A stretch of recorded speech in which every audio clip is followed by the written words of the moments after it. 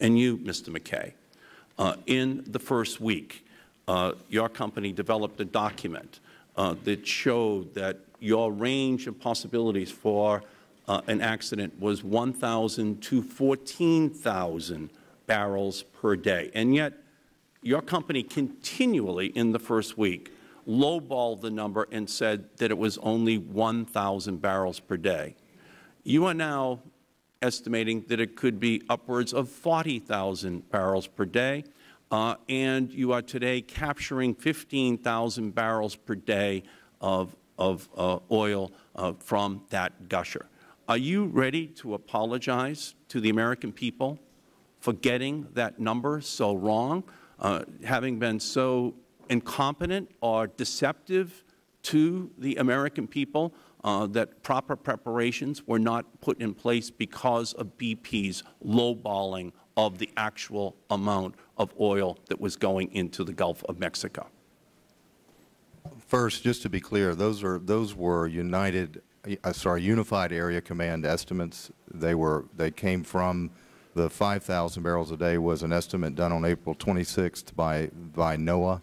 Our input into that on the 27th, which was after that, was a range of 1,000 to 14,000 barrels a day, and our best estimate was above 5,000 barrels a day. But the Unified Area Command estimate was 5,000 barrels a day.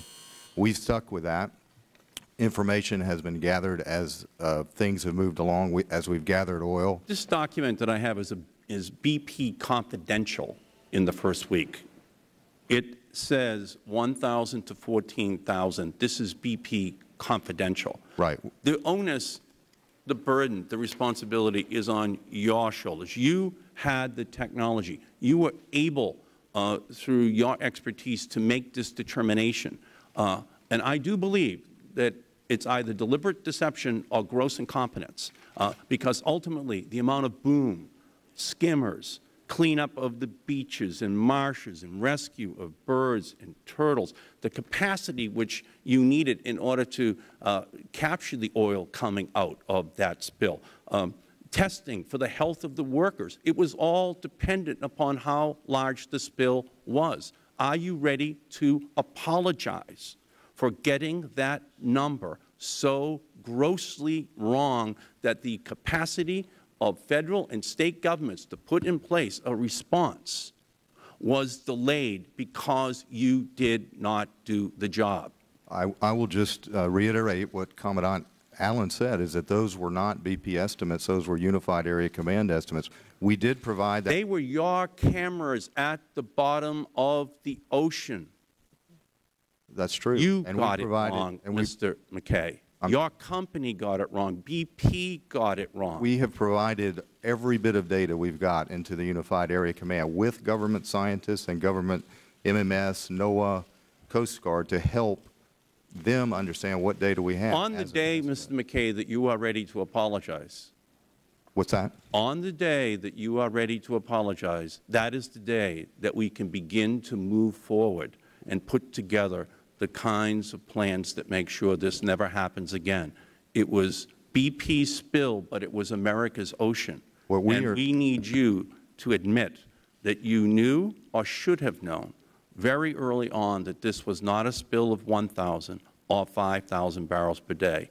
They were your cameras, your technology, your expertise that the American people were relying upon, and you got it completely wrong, either in order to limit your liability or out of incompetence. But the ultimate impact on this region of the country is profound and will last for a generation. Please, one final chance, apologize for getting that number wrong.